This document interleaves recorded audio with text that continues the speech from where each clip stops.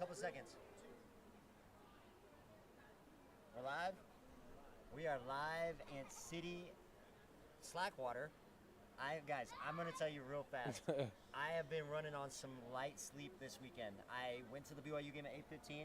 Watched my dog do his thing. Yeah. I then flew out the very, very brisk morning to Denver to watch my boy Garrett Bowles play for the Denver Broncos.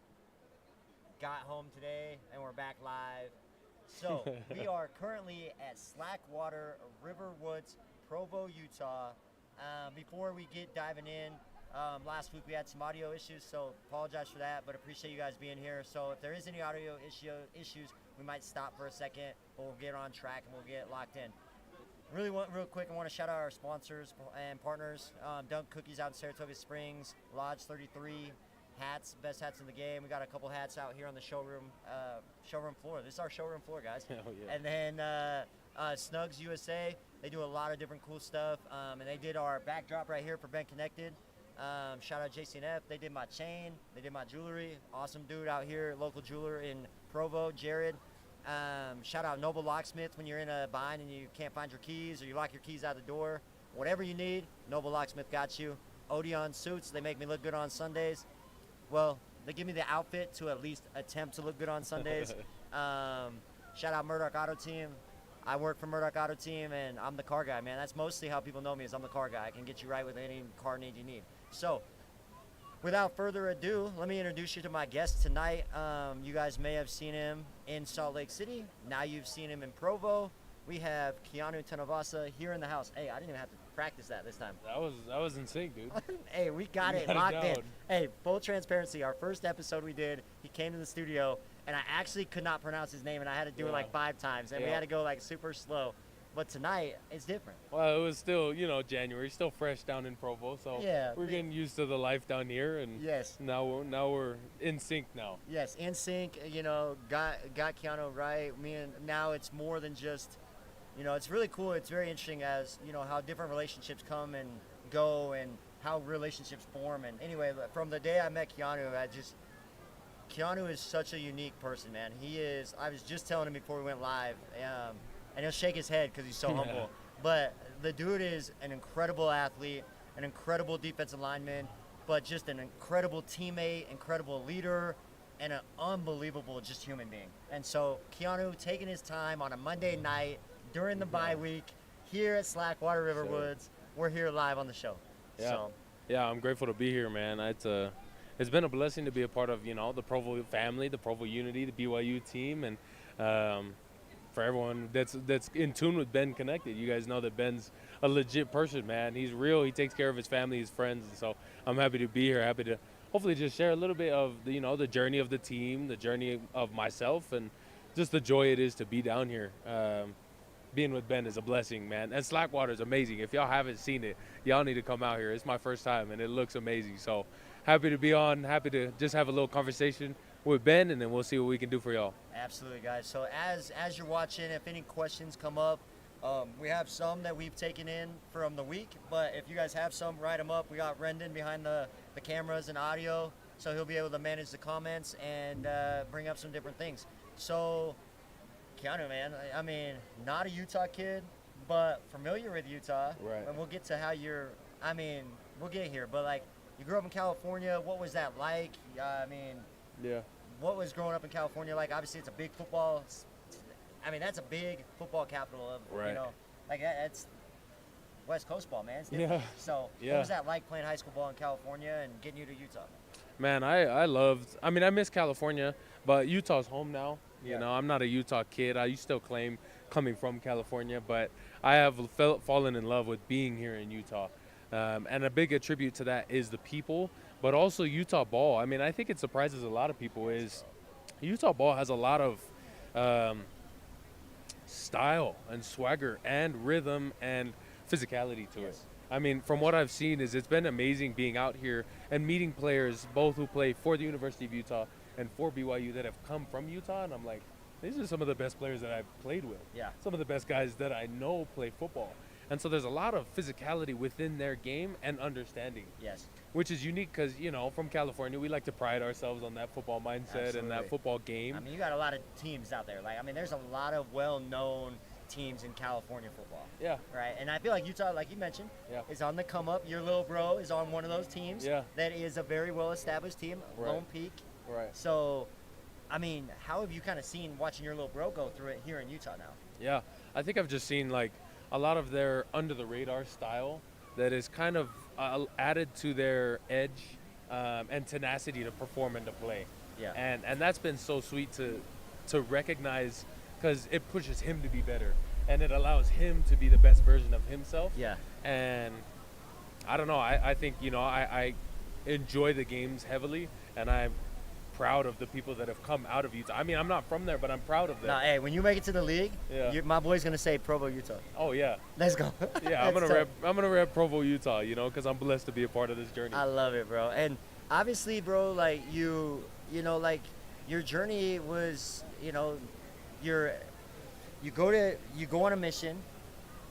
You kind of put pause on football. That's a Right. big decision as an 18-year-old kid to do that. You Yeah. know, what was that like? How was your mission? Because we kind of are in your mission right now. Yeah. So, Yeah. what was that like?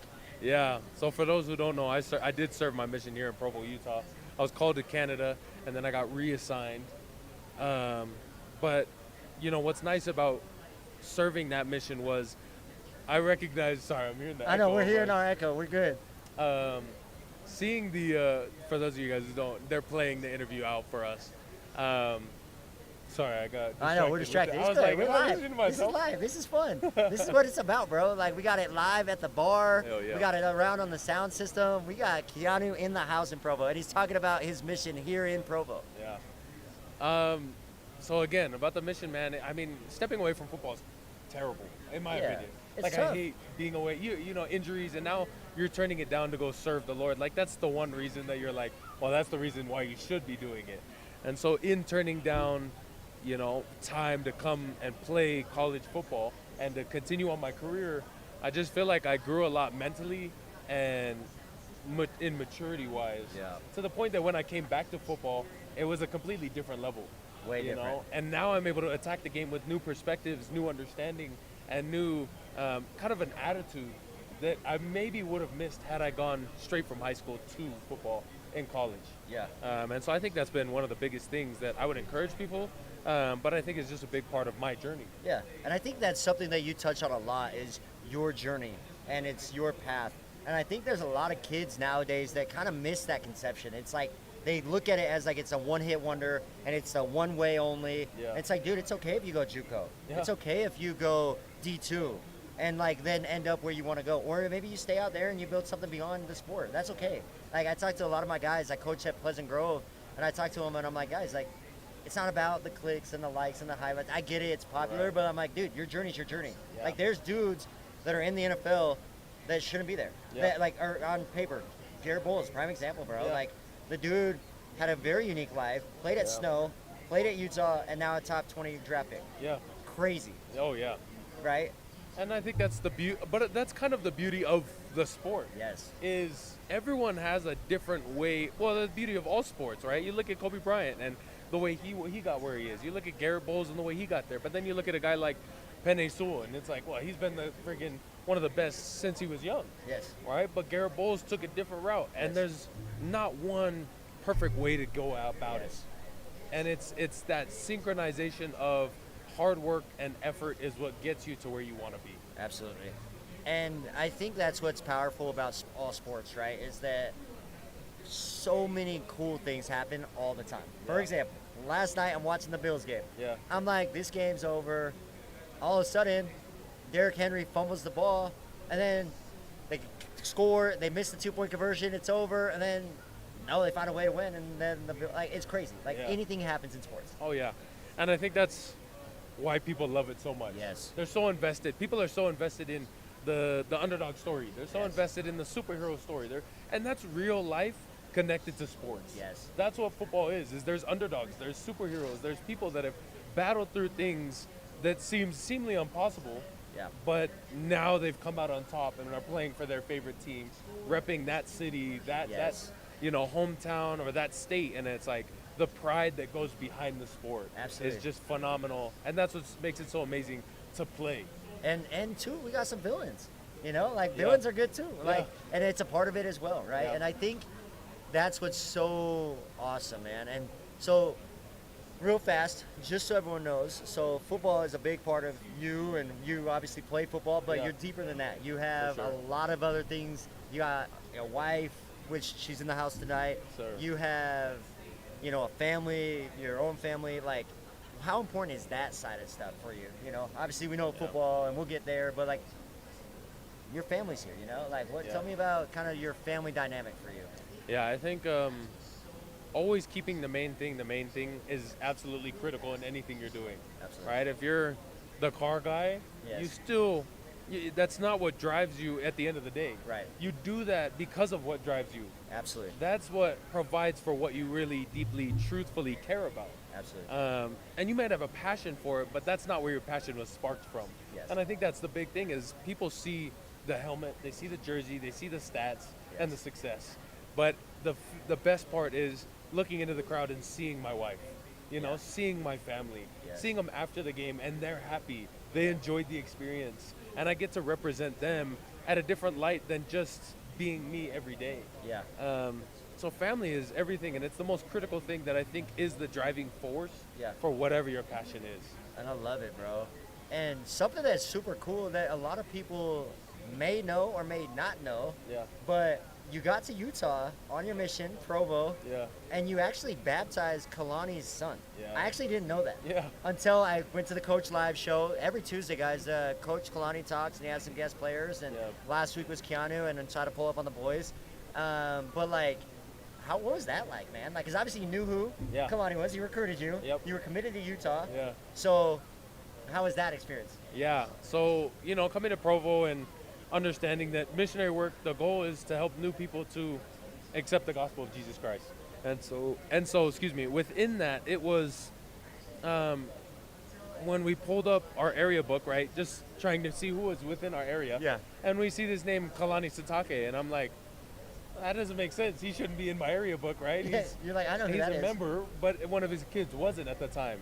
Yeah. And I think it's actually amazing how he does it. He always wanted his kids to be able to choose for themselves when the time was to be baptized, right? Super It is encouraged, but for him, he wanted it to mean something special for them. And so he kind of started panicking because his son became 10 and 11 and hadn't decided yet. Yes. But he was learning from the missionaries and he hadn't clicked. And so the blessing of being recruited by him in high school was we FaceTimed all the time. So I got to know him, I got to know his family, I got to know, his son at the time, even though we'd never met face to face. Yeah. And so coming out here and serving, when I saw that name, I immediately was like, we got to go knock on this house. Yeah. I just You need to had to. go be with them. Yeah, you gotta go say hi at least. Right. After all of his efforts, even though I had been committed to Utah, it was I wanted to see the man who meant a lot to me. Absolutely. And so being able to go and meet his son and be like, hey, can we just be a part of your journey? Yeah. And then eventually to be blessed enough for him to develop into understanding the gospel and wanting to accept it. I mean, and now being back with his son on the sideline Yes. and Kalani on the sideline, like, Yes. that's my people. What a full circle. Yeah, How it's crazy. just God's divine plan.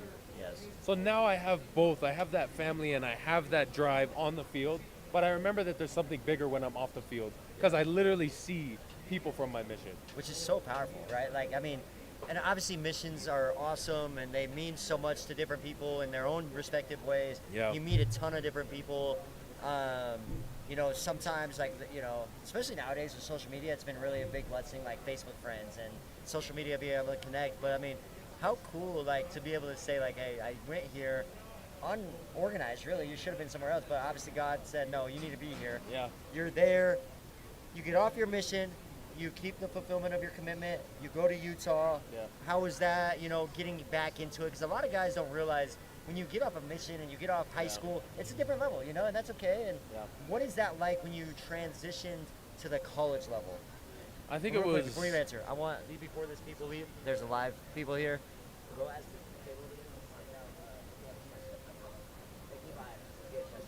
Okay, go on. Answer that. Sorry. Yeah, I think absolutely. It's there's a learning curve with everything, and when you take it to the next level, there's definitely a learning curve, right? Yeah. Especially playing collegiate ball, right? There's a ton of high schools that play football, and there's a very big drastic change from high school to college. I mean, Yes. it drops off severely. And Big so change. then spending time outside of your sport and trying to come back and perform within it Yes. is just another level of battle, right? You have guys that have been training for 5 years straight, Yes. or ever since they were 7 years old, Yes. and I had to take 2 years off.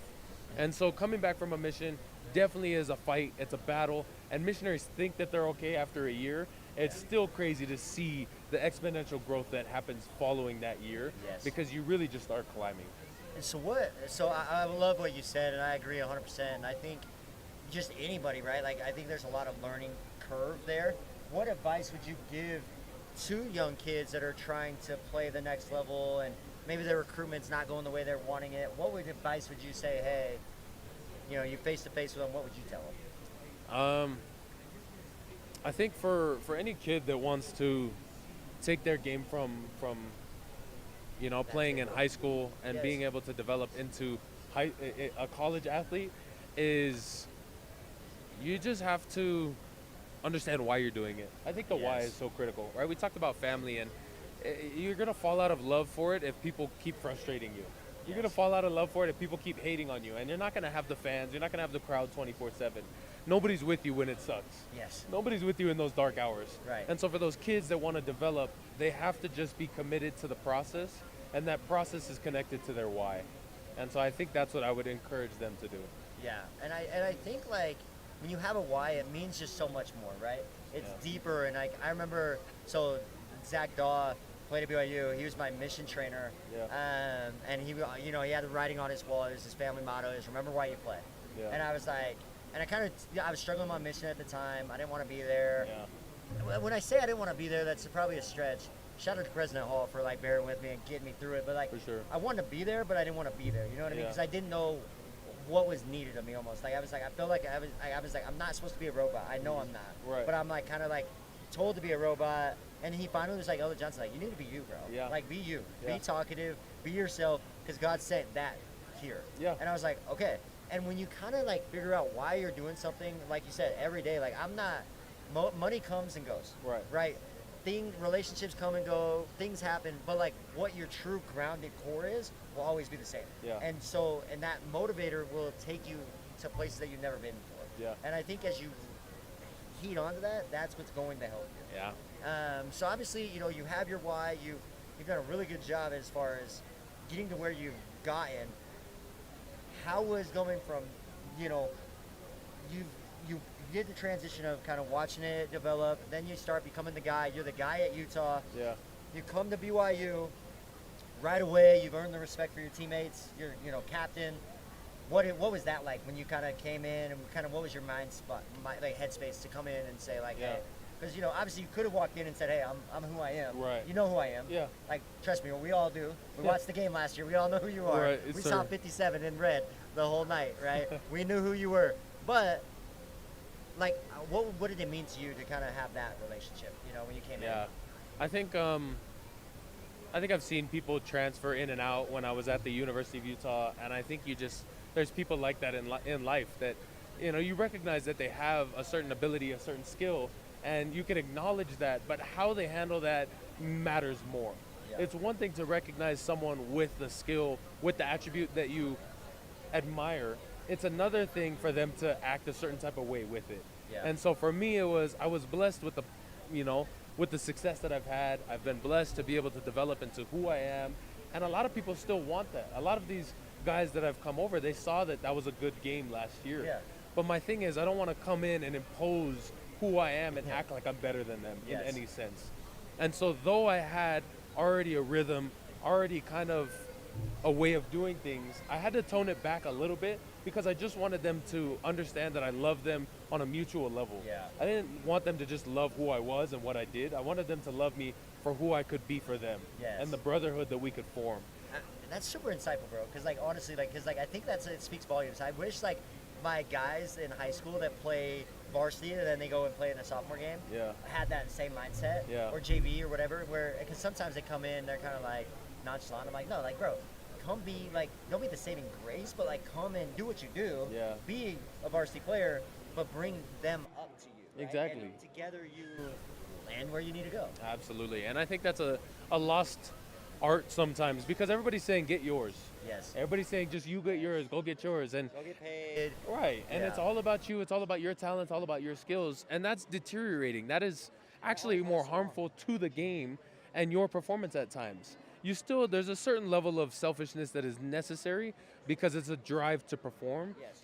But there's also a certain level of brotherhood that only unites and uplifts your own performance. Absolutely. And when that's missing, it's hard to be at your best. I think 100%. And I think sometimes when you focus on that all the time, Yeah.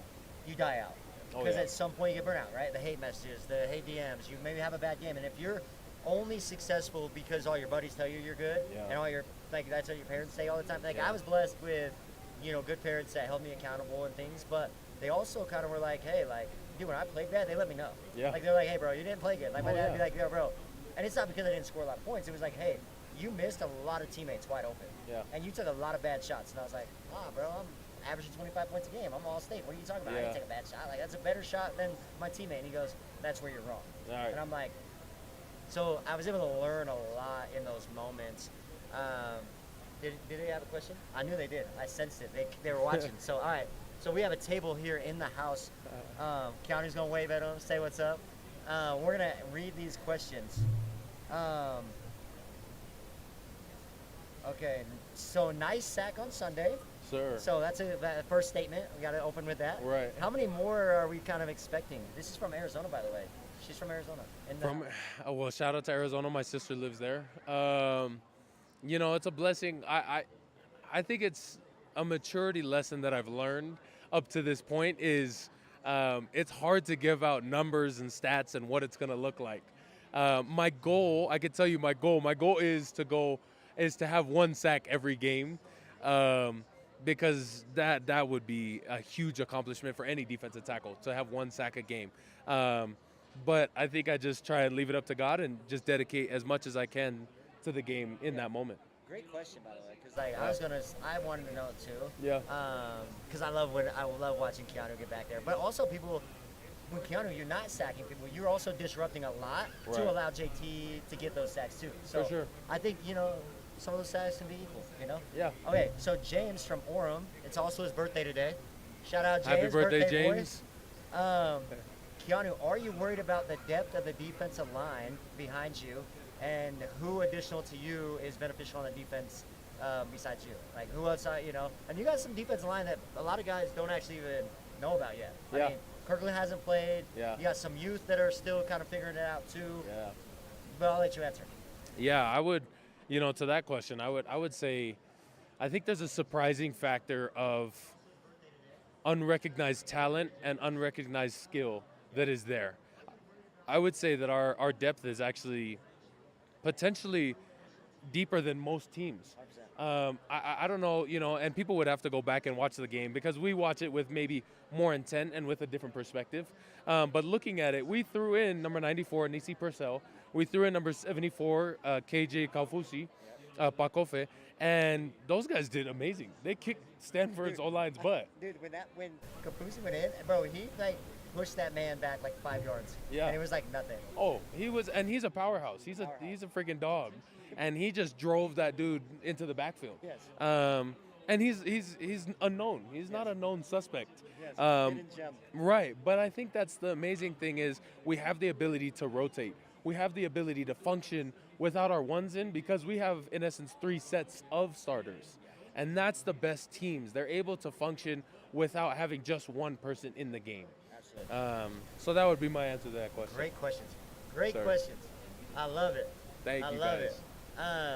And I think a lot of people ask those questions, right? I think a lot of fans, and I think that's what's so cool about, being who you guys are, Like, Yeah. there's so many questions, because, like, it's kind of hard now, because, like, having my,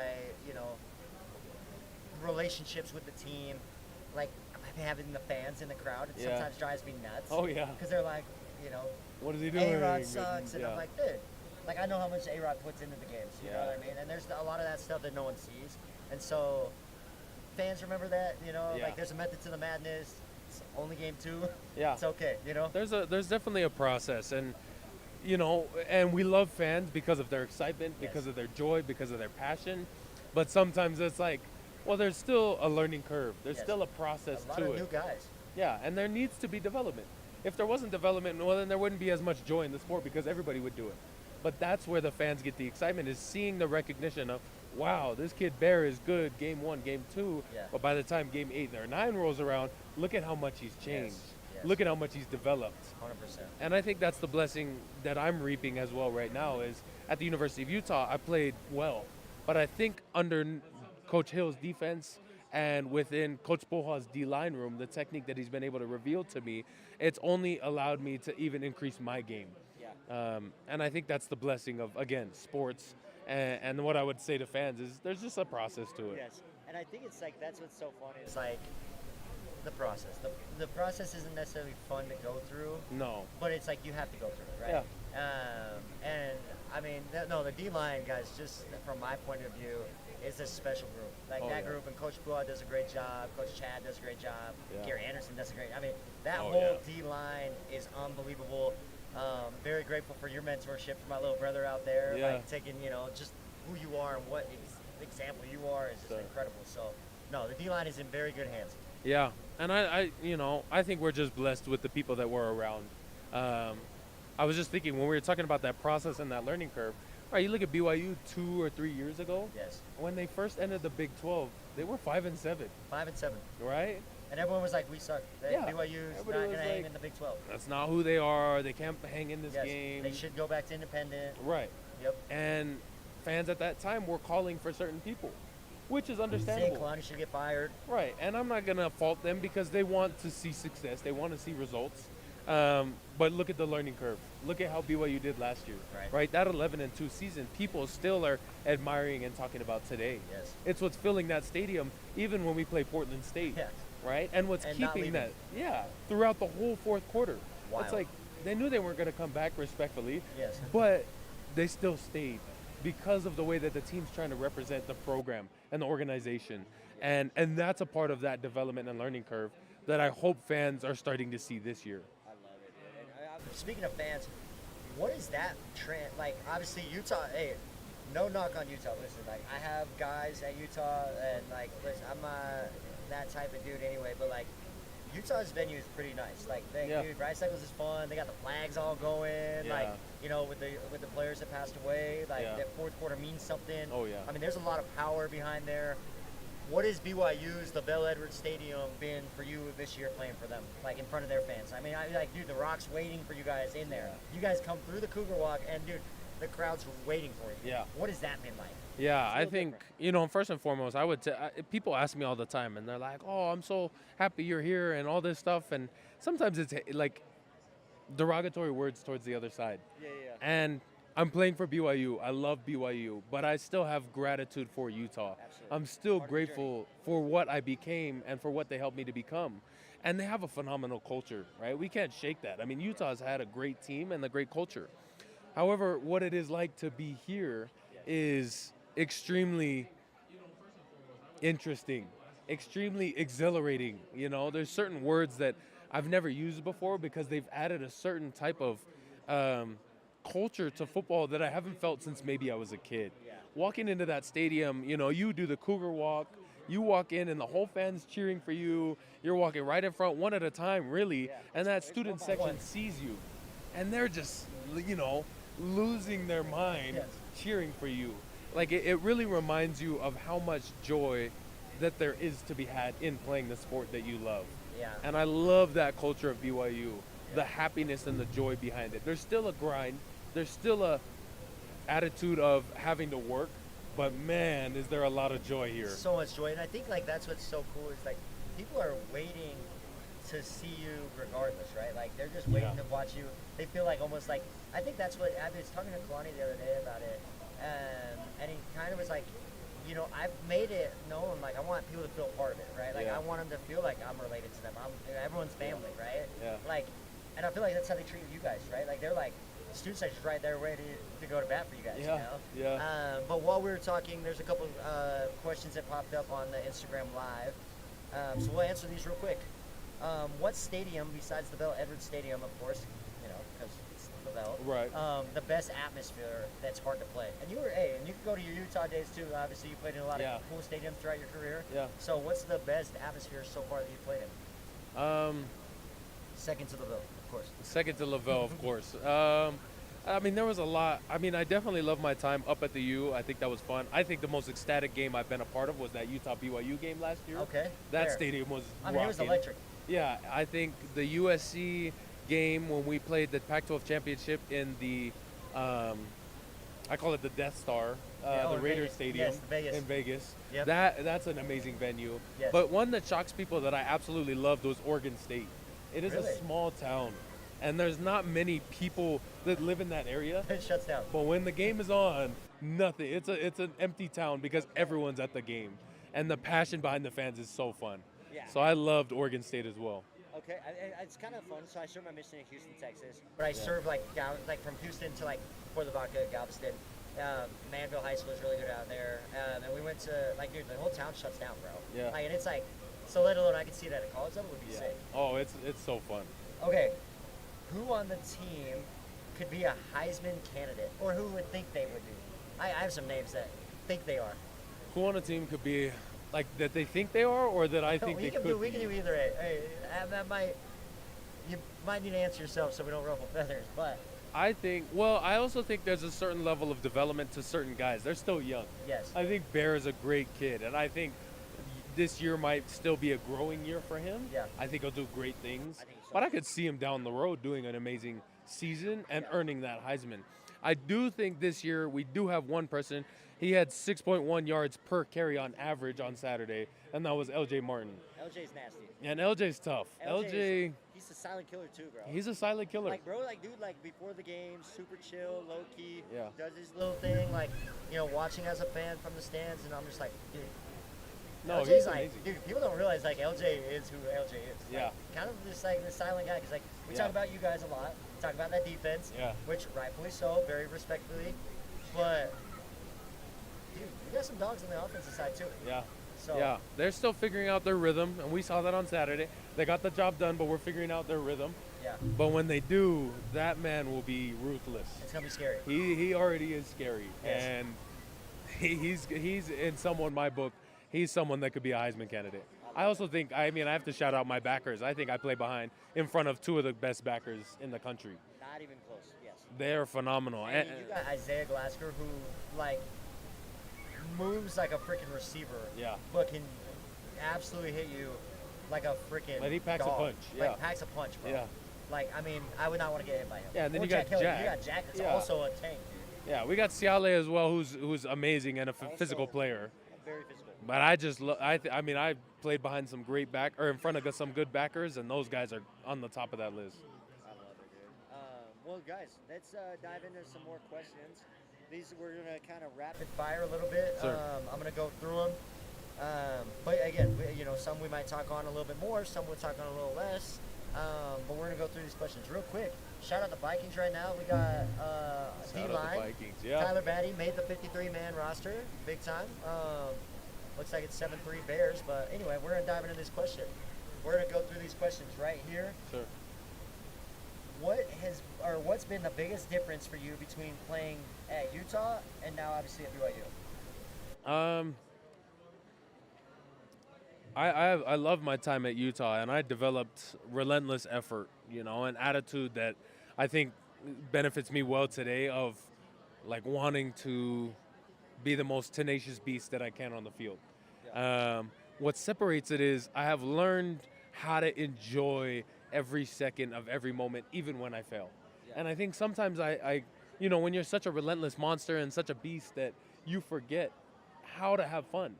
Because if you fail or if you make a mistake, then you can't succeed. Then you can't be that relentless monster.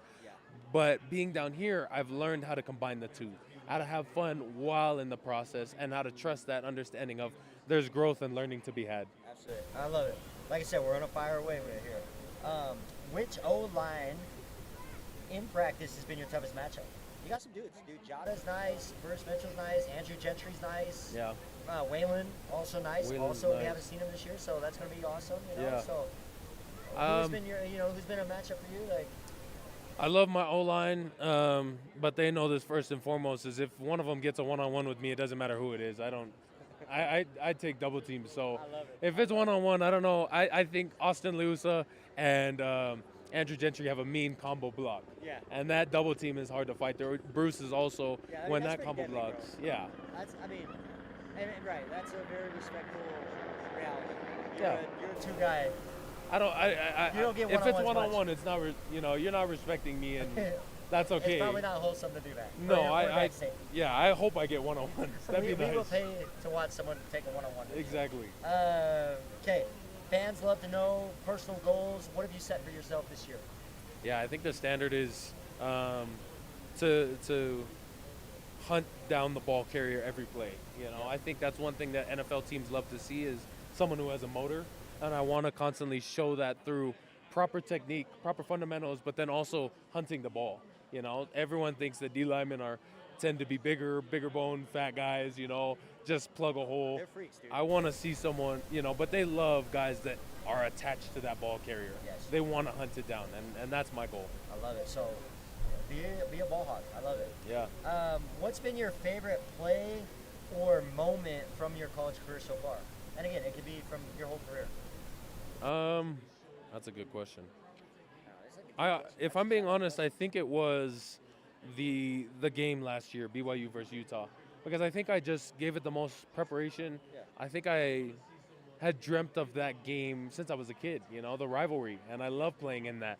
I think it'll be so unique to play on both sides. Yeah, I mean, there's only a few that have done it. Right? Yeah. Samson, when he came over, Yeah. Samson played on both sides. Yeah. Like, within his career, now there might be some other guys, but like that's pretty unique. Yeah, Not a I lot think of it'll guys. be so amazing. Samson's undefeated in the Holy War, actually. He won on both sides. He won a lot at Utah, Yeah. and when BYU ended up beating Utah for the first time, Yeah. Samson was on BYU. So Yeah. undefeated in Yeah. the Holy War. So I think that's probably one of my most famous was that game. I mean, we lost, and people are like, "How can you love that?" But I gave it everything, I mean, and that's you the most were satisfying. Destroying. I thought the game was over when Jake was in the back of the end zone, and you're standing in there celebrating, and I was like, please go to the NFL. I don't want to see him again. Yeah. And then now, obviously, you're BYU, so I'm like, thank you for not going to the NFL. Sir. Appreciate you being here. Yeah. You know what I mean? Yeah. So, okay. Rivalries and emotions. This is Yeah. a fun one. We kind of just touched on it. How does the rivalry, it's not a similar question. You've been on both sides now. You're preparing to play as BYU. What's kind of the mindset in that? You know, Yeah. obviously, it's another game. Can't be too overlooking stuff, Right. but I don't know. I mean, it's just really going into it with the mindset that the goal is to go 1-0 every week. And love it. so I'm not going to look ahead and there's a scriptural warning and it says don't look beyond the mark. Yeah. Well, if I look beyond Eastern Carolina, then I might mess up Eastern Carolina. Yeah. And I want to give, you want to go 1-0. The goal is not to beat Utah. Yes. The goal is not to just, our season's complete if we win against Utah. Yes. That's a great victory, and we want to win the rivalry week. Yeah. Right? We want that win. However, the goal is to go 11, 12-0. Right. Right? So that means I got to take care of this week at a time. Absolutely. So I'm super excited. I think those guys are looking great, playing great. Yeah. Can't wait to play my brothers up there, but Love it. I'm focused on Eastern Carolina. So Eastern Carolina, Keanu's got your circle this week. I love it. Sir. Okay, if you could say one thing to BYU fans about what they can expect, you kind of mentioned a little bit as far as your goals. Yeah. They've seen kind of glimpses of you this year. What do they, when they see Keanu out there, what should they expect from, seeing you out there? I think disruption, right? There's one thing that people don't understand, and we give 2 grades to defensive tackles. We give it when they're a playmaker and when they determine the play. So their disruptive is something that we tend to grade as a defensive tackle. Yeah. It's not just making the play, but it's disrupting the play. Creating opportunities to disrupt. Exactly. Got it. Exactly. And so that's why sometimes I get triple teamed and guys are like laughing and they're like, why would you cheer at that? And I'm like, because you don't realize your guy just got sacked to the backfield because you wanted to fight with me with 3. Yes. So You're I'll like, take I'll that. Take the 3, and Jack Kelly just murdered your quarterback. Exactly. Awesome. Because I want people to recognize that my job is to disrupt and just to be the best version I can. Love it, bro. Love it. Okay. some personal sides now. What's your pregame hype ritual? Like, what's kind of the music? Obviously, 8:15 kickoff. You kind of got a lot of time to think throughout the day. Yeah. You probably have a lot of emotions, but what's kind of like, your routine? Kind of, what's your routine? And then what's like, you're going on the field, listening to something. What do you got? Yeah. I think it's you have to have a certain level of awareness to yourself at this level. You can't just be what I was in high school, which was all rap music and all, I want to get out there and be violent and kill somebody. And, I can't do that anymore because I have to have a flow. I have to be able to recognize when I'm too high, I need to listen to Jack Johnson or reggae music and calm down. Okay. And when I'm too low, I need to listen to, Drake or, YG or different people that I like to listen to that get me pumped up. But a big part is just mentally preparing and making sure I know what my assignment, my technique looks like. So envisioning is everything to me. I love it. And I think that speaks of maturity when you visualize the game. And I don't think people realize the strength of visualization of the sport, right? Your craft. And so, Keanu's a very well grounded dude. Like when I watch you in your pregame ritual, when you're out there doing the stretch with the team, I love just how you're moving, again, not too high, not too low, you understand, you've been there, I love it. Okay, when you're not training or studying, because you're a student athlete, bro, people forget that. You got to go to school, you also got a wife, there's things that you got to handle beyond just the football side, but what do you kind of like to enjoy during that time? Obviously, this week's a perfect example, you're in the bye, is there stuff that you like to enjoy, or, Yeah, I love, I think two main things come to mind. Me and my wife, we're gonna go watch the Demon Slayer movie. I think anime is fire. I used to dog on it all the time, but I've fallen in love with the storyline, and I think there's just a lot of good. Shout out anime. And then I love to golf, man. I mean, if I can, find a simulator, find an open course, especially on bye weeks, it's just nice, calm, peaceful. Absolutely. And I think golf is a very Kalani, I think, mentioned it in an article. I read it somewhere, but it was saying that he credits a lot of the closest to the team to golf. Because you guys all go golfing a lot. Dude, you gotta like somebody a lot to go play 18 holes. Oh yeah. To sit in the car 5 next to hours, somebody all day. Yeah. And the golf gods always mess with me.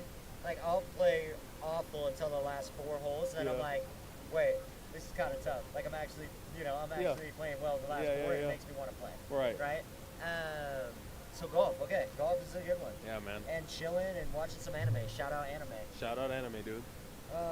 Okay. Who is the funniest guy in the BYU locker room? Hey, there's some characters in that BYU football. There's a lot of characters. A lot of characters that people don't realize. These dudes are funny. Yeah. One, that's the thing that people don't understand is you're pulling from every state. And you're bringing them into one locker room. Yes, there's a lot of diversity, and people don't realize that at BYU. Yeah. I think a lot of people think it's very traditional. There's a lot of LDS guys. That's all it is. And dude, there's a lot of backgrounds of even if you're LDS, everyone has their own journey. Yeah. Everyone has their own, experiences with life. They're all here in this one locker room. 120 guys, and they all have the same goal and the same things, but personalities are coming out. Yeah. Trey's funny. I would say Trey Alexander always got something to say. Trey's a character. He's always talking, always has something to say, which is nice because you can always look to him for something to happen or something funny to be said. And he's on your side of the ball. Yeah. So he's bringing the energy every day. Yeah. But the guy that came to mind is, one of my, I think I laugh at him all the time, and that's JT, John Tamoipeao. JT is funny. Our defensive player of the game, first game. He's just a character to begin. Shout out JT, man. If you weren't playing football in the world that we don't exist in, what sport would you play? Basketball. Okay, hooper, because you were a hooper. Yeah, I've loved basketball longer than I think I've loved football. I love it. And I'm not built for that sport. Nah, you can get nasty, potentially stretch sport. Yeah, but I think I have to hit people more, and I don't get to do that as much in basketball. Basketball is a little soft. It's a little fragile. It's just a little different. Okay, Keanu's just not trying to get in trouble right now. He said different. Yeah, it's soft. But, it's cool. It's different. We like it. So obviously we have a big picture here. Keanu is such a humble dude and really does not I don't know, from getting to know you and getting to be around you, there's a lot of people don't see this as much as I've been able to see in a front row seat, but there is NFL buzz about you. The NFL is already talking. Like people, are talking about you going to the NFL. How do you maintain your headspace of obviously your personal goals, your aspirations, keeping the noise kind of quiet, but also kind of looking like, hey, yeah, like this is the goal. This could be a reality, and probably will be one. Yeah. How do you manage that? Yeah. I think it just goes back to what it was like before the noise was there, Yeah. right? The reality is, well, I worked hard and I trained before the noise came, Right. so I'm not gonna change anything because the noise is there. All right, it's always been just staying deliberate to my technique. It's always been recognizing which voices matter most, which is my family and my wife, Yep. right? Recognizing that I have never arrived and there's so much more to develop, so much more to learn. And so I think just keeping the same attitude and demeanor that I had when I wasn't getting the noise Yeah. as to now is what it's all about. And I love it. And I think you hit it perfect. You were your first fan. You know what I mean? Yeah. You believed in this long before everybody else got here. Like Right. everyone else is now part of your journey. Again, Yeah. you go back to that same segment, your journey. Yeah. But it's like you've already, you've worked hard. You've done this stuff. And so the last question that people had was, what does it mean? Obviously, you represent your family. You represent, BYU. You represent the church. You represent, the Polynesian heritage. Like, what does Yeah. it mean to you beyond the football representation? Like, how do you represent that? Yeah, I think I just want to be someone that gives their all to everything. When I'm at BYU, when I was at the U, I felt like I gave them what I could, and I tried to give them all. When I'm at BYU, I want to give them everything that I have. Yeah. When I'm at a podcast, I want to be locked in and He's all here. engaged. When I'm with my wife, and so I want to be just someone who is where their feet are, and someone who never folds on the opportunity that's placed in front of them. I love it, dude. And guys, again, like Keanu is such an easy dude to cheer for, man. Like, I don't care what anyone else says. I don't care what the noise says. Keanu is not the type of dude that's about the hype or about the clout or like. Keanu is one of the purest dudes that I've been able to be blessed enough to not only do business with, but a friendship, Yeah. brotherhood, and like comes from a great family. Shout out your pop, Sean. Your Yeah. mom's great. Yeah. Little bro's awesome as well. Wife is amazing. BYU, as far as entrusting the captain, is in very good hands. Sir. Shout out Thank you. Keanu. We'll drop his Instagram below. Make sure you guys are following his social media. Keanu Tanuvasa live. Again, Slackwater. Shout out Slackwater. Dave's the man. He's the general manager down here. The owners are great, man. They make us feel like home. Anytime you come down to Slackwater, Provo, Riverwoods, you never know who you're going to meet. You never know who you're going to see. This is kind of becoming the spot. There's a lot of guys that come and eat here during the week. But again, Keanu, I appreciate your time. Appreciate you coming in on a Monday night. Yes, sir. This is family night, y'all. This is family night. Yeah. Every Monday, Slackwater, we'll be here. Oh, Appreciate Keanu. Appreciate you guys liking, following, subscribing. Anything else you got for the camera? No, thank you guys for supporting. Appreciate you guys staying connected with Ben Connected. That's the man right there. I paid him to say that. Nah, but it's a blessing to be here, y'all. I mean, blessing to represent BYU and blessing to represent the man above, Grateful for you guys. Go Cougs, man. That's really what it is. And we're out.